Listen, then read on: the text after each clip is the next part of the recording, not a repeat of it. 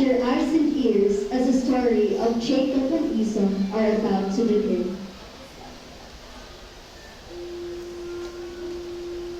Isaac had married Rebekah.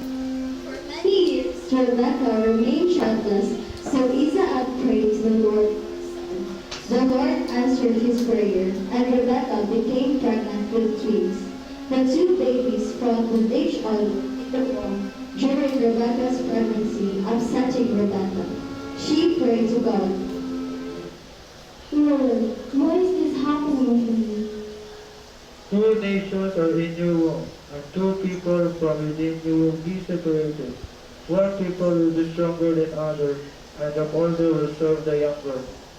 Rebekah eventually gave birth. The first son to be born was red and hairy, and they named him Esau.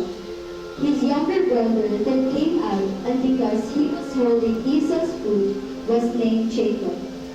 Eventually, the boys grew up, and Esau became a skillful hunter, while Jacob was content to stay among the tents. Esau became his father's favorite, and Jacob was his mother's.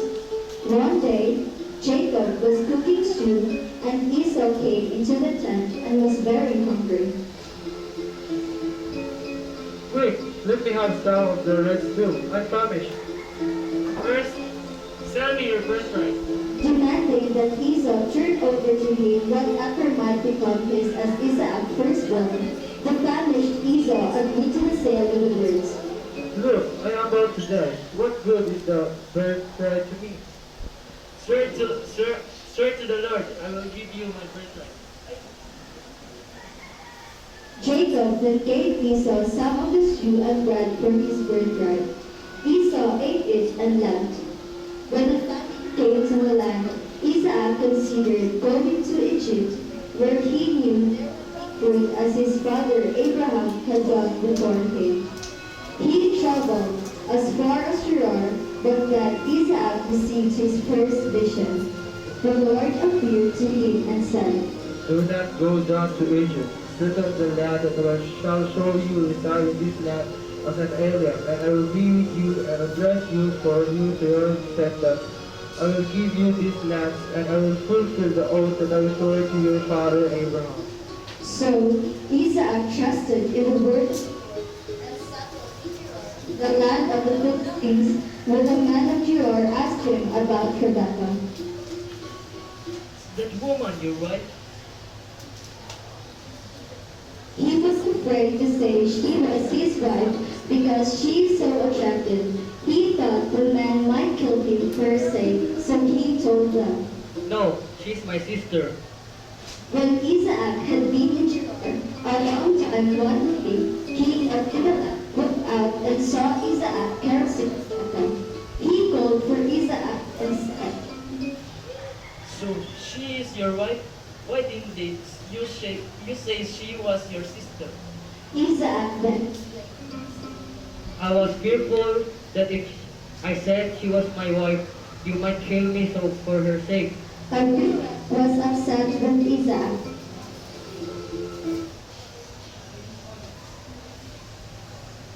Was upset with Esau. What have you done to us? One of people might easily have laid with your wife and you would have brought death upon us. But sensing the hand of the Lord, Abimelech warned all the people.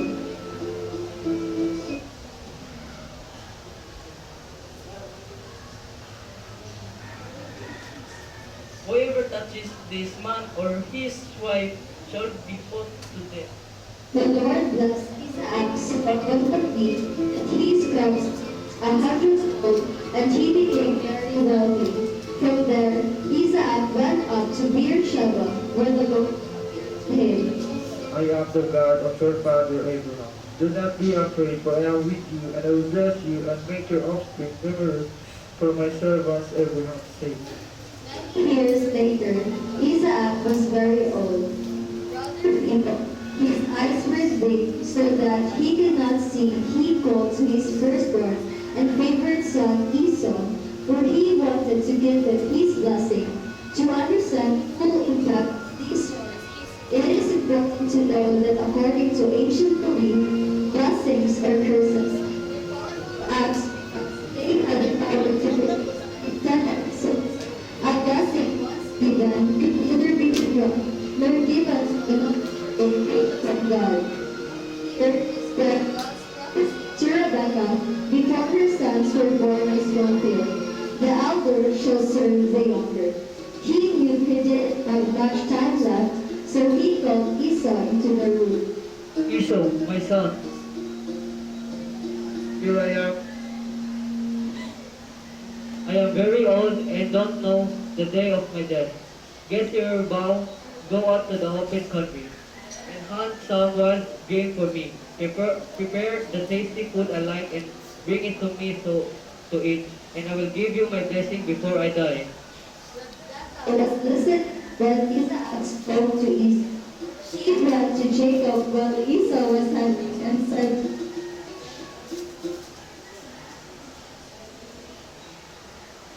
"Oh, overheard your father saying to Esau, that he would give him his blessing after Esau had hunted and cooked it to miraculous food. Go unto the flock and bring me 2 trays of young bulls. I'll prepare a meal for Jacob from them. Take this meal to your father." But my brother is a very hairy man, and I have a smooth skin. What if my father touches me? I would appear to be tricking him and would bring down a curse myself rather than a blessing. Let the curse fall on me. Just do what I say and go get the bulls. Jacob followed Rebekah and Rebekah took those Ako ang laki, mas turya. and Tinauman ang babae, mas turya. Karat. she also took those and handed the food to Jacob, who brought it to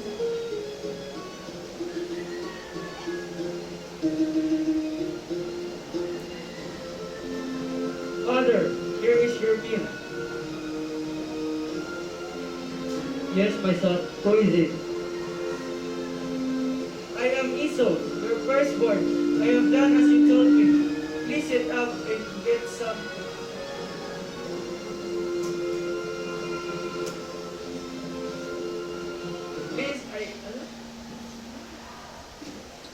Please sit up and eat some of my gains, so that you may give me your blessing. How did you find it so quickly, my son? The Lord give me success. Come near me so I can touch you, to know whether or not you are really Esau. Jacob went closer to his father and he touched his arms. The voice is the voice of Jacob, but the hands are the hands of Esau. Are you really my son? Yes, I am. My son, bring me some of your game to eat, so that I may give you my blessing. Isaac ate the meal and kissed Jacob and said, May God give you heaven's dew and earth richness. May nations bow down to you, be Lord over your brother, and may all of your relatives bow down to you.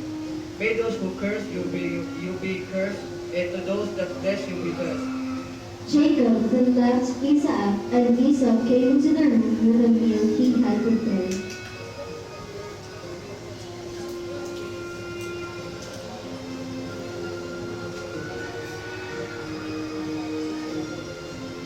My father, please sit up and eat some of my game, so that I will give me your blessing. Who are you?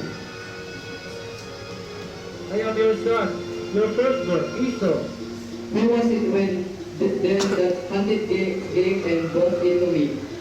I ate it just before you came and blessed him, and indeed he will be blessed. Esau was very concerned and knew that Jacob had taken his blessing. Bless me too, my father. Your brother came deceitfully and took your blessing. Isn't he right named Jacob? This is the second time that he's taken advantage of me. He took my birthright, and now he's taken my blessing. Haven't you reserved any blessing for me?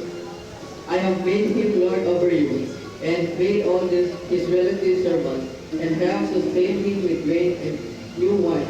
So what can I possibly do for you? Do you have only one blessing? Bless me too. Your dwelling will be away from earth, witness and from heavens too. You will be relieved by the sword, and you will serve your brother. But when you grow restless, you will throw his yoke from your neck. Esau held a grudge against Jacob for the rest of his life, because he had taken both his birthright and blessing. Now, Esau hated Jacob for what he had done, and Esau vowed that once his father died, he would kill Jacob. The threat reached Rebekah, and she explained to Jacob, Your brother is consoling himself by planning to kill you. You need to flee at once to Haran, where you can stay with my brother Laban until Esau forgets what you have done to him. I will send you and bring you back from there. Why should I lose both of you in one day?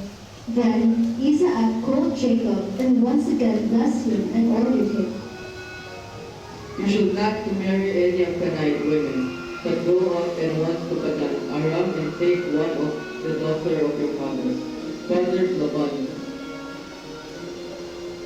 Jacob then left Beersheba and headed toward Haran, and it was on this journey that he experienced an astonishing heavenly vision, and he had traveled about 12 miles in the wilderness to the north of what is now called Jerusalem. When the sun had set, he chose a place to rest, and he picked up one of the stones for a pillow, put it under his head, and fell asleep.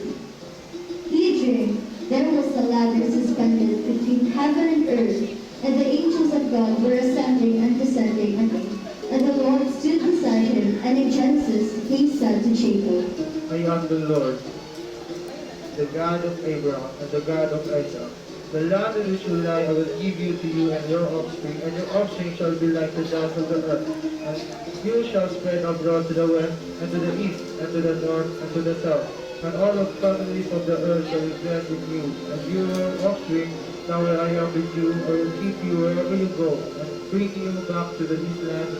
For I will not leave you until I have done what I have promised you. when Jacob woke up from his sleep, he said,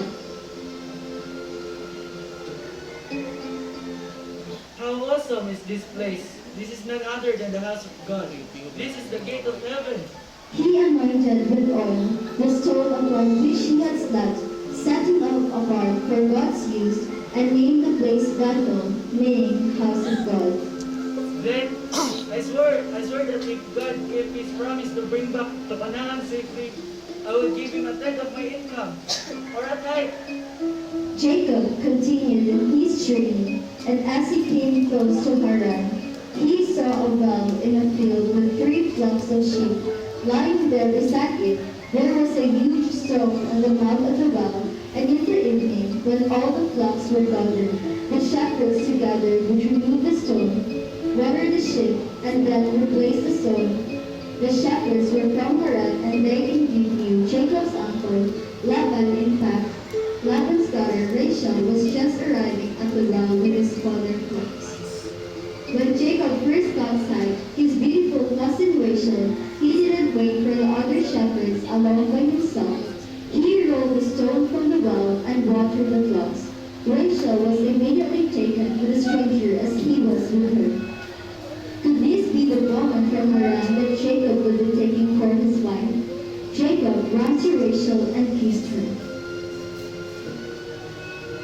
I am your father's relative. Rachel ran home. Jacob stayed in Laban's home and worked with him. After a month, Laban said to him, Just because you are my kinsman, should you therefore serve me for nothing? Tell me what your wages should be now. Laban had 2 daughters. The beautiful Rachel was a younger, and the less attractive Leah was older. And Jacob had fallen in love with Rachel, so he made a bargain with Laban. I will serve you for 7 years for your younger daughter. Jacob and Laban agreed. The 7 years seemed to Jacob but a few days because of his love for Rachel. And after the 7 years had passed, he went to Laban and said, Give me Rachel as my wife, that I may consummate my marriage with her. Laban agreed and prepared a huge feast on the wedding night. There was great joy and celebration. There was music, dancing, and lavishly prepared food and wine during the ceremony, and in the tradition of the times, the bride was veiled, and what Jacob did not realize was that Laban had tricked him behind. The wedding veil was not Rachel whom he loved, but Leah her sister for 7 years. Jacob had dreamed about this day, and he was perhaps the most excited of all, who had come to celebrate with him. He ate and drank and danced and partied for the day, and on into the night. Not for one moment did Jacob suspect that Laban would deceive him. He had no reason to doubt that he was marrying his first love, Rachel, and on his wedding night, he thought he had taken Rachel into his tent. Jacob did not discover until the next morning that he had consummated the marriage, not with Rachel but with her older sister Leah. He was devastated.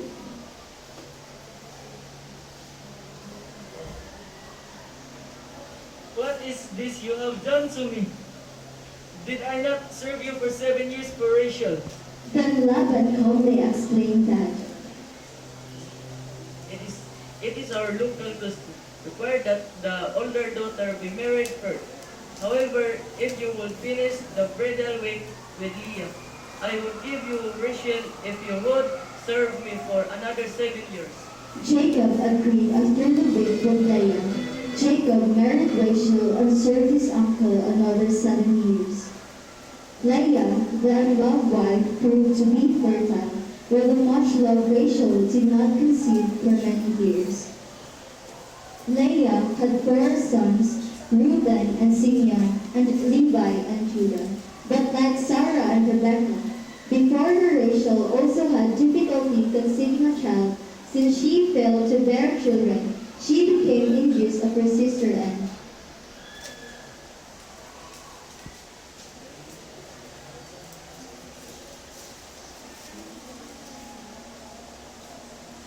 I offer the maidservant that has you making sweet children to children. Bilhah gave birth to Dan, and then a second son Naphtali, and when Leah ceased to have children, she offered her maidservant Zilpah to Jacob, and she bore Jacob 2 sons, Gad and Asher. Leah then bore 2 more sons, Issachar and Zebulun, and a daughter Dinah. Then finally, God remembered Rachel. He heard her prayers, and she bore a son, and this child they named Joseph. All told 11 of the 12 ancestors of the 12 tribes of Israel were born during Jacob's 10 years of exile. Jacob spent 6 more years working for Laban. He was awaiting his mother's message that it was safe to return to his homeland, and he wanted to provide for his own household for his wages. Jacob made an unusual request of Laban.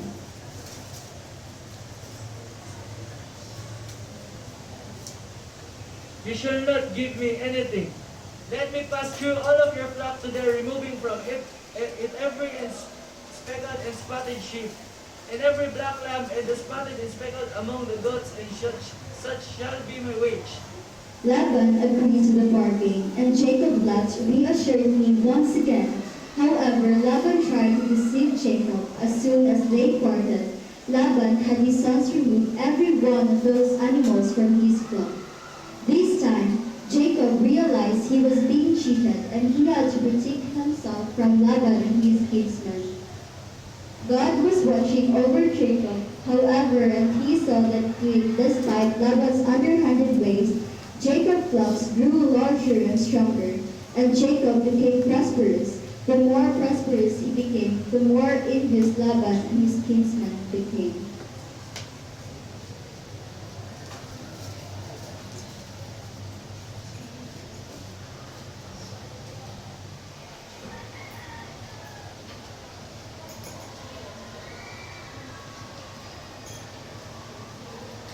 Return to the land of your fathers, where you were born. I will be with you. Jacob then told Leah and Rachel about his plans to leave Laban. I had a dream which the angel of God said, I have seen all that Laban is doing me. We need to leave this land at once and return to my homeland. Trying to avoid a confrontation while Laban was away shearing sheep, Jacob fled Padanaram with his wives and children, and servants and livestock and all his possessions before they left, and unbeknownst to anyone else, Rachel stole her father's household idols, which were precious to him, since they ensured his leadership of the family. She hid them in the saddlebags of her camel. 3 days later, when Laban returned, he was furious. He pursued Jacob for 7 days and finally caught up with him in the field, country of Gilead west of the Euphrates River. Jacob and his people feared for the birds. They prepared for battle, but there was none. Laban had come in peace.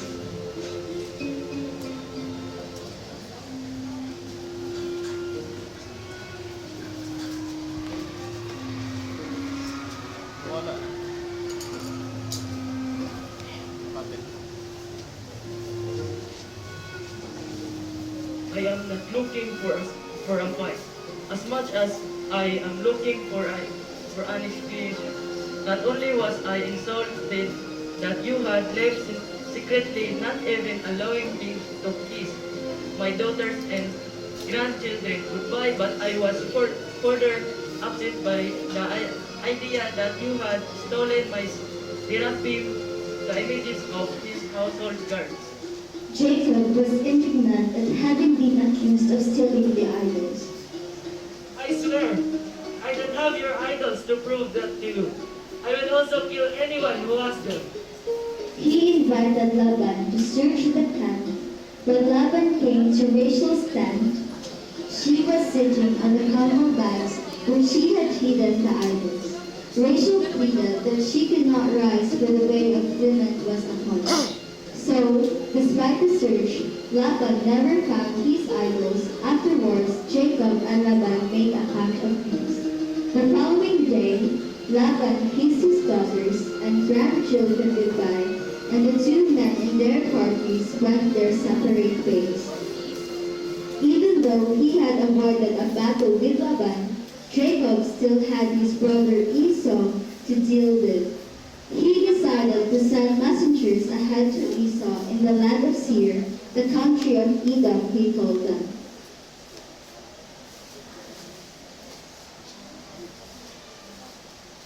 Tell Esau that I had been living with Laban as an alien, and had been detained there until now. When the messengers returned, they told Jacob that Esau is fast on his way to meet Jacob, and he was coming with 400 men. Jacob panicked. He and his party were no match for 400 men, and he was afraid that Esau would kill them. All he did what he could. First, he sent lavish gifts to Esau, including hundreds of sheep and goats and scores of cattle and camels, hoping to appease him, and at the same time he moved his household and remaining goods to a safer place back across the Jabbok, a tributary of the Jordan River.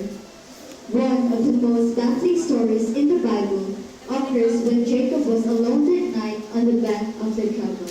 Suddenly, he found himself wrestling in the dark with a mysterious stranger. Religious scholars for generations have debated the significance of these wrestling match. Does it symbolize the Israelites' persistent struggles with the Lord and divine blessing earned? Is it the battle every human must undergo with the forces of evil? In any event, Jacob and the stranger wrestled until the break of dawn, and when the stranger saw that he could not bring Jacob down, he struck Jacob's hip at each socket and sprained it. Nevertheless, Jacob eventually dominated the struggle at daybreak. Let's go! I will not let you go unless you bless me.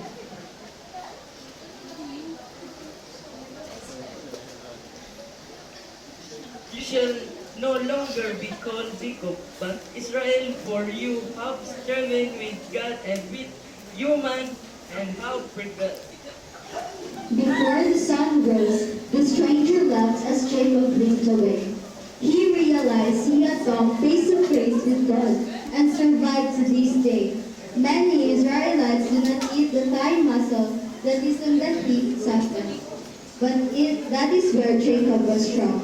Jacob had rejoined his family, but still he remained fearful as his brother and his men kept getting closer.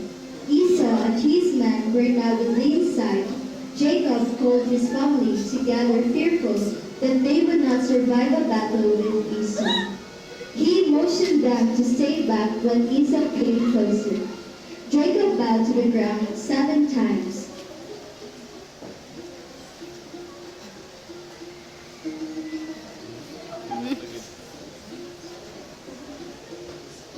Bow man to the ground 7 times. Nice. The two brothers who had not seen each other for over 20 years approached each other. Jacob's fears of Esau were unfounded, for his forgiving brother ran joyously toward him, embraced him, and kissed him. What do you mean? What do you mean by sending all these gifts? To find favor with my Lord. I have enough, my brother. Keep what you have yourself. But Jacob insisted, and Esau finally accepted the gifts.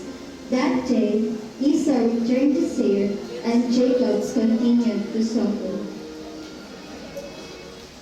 That's all. Thank you.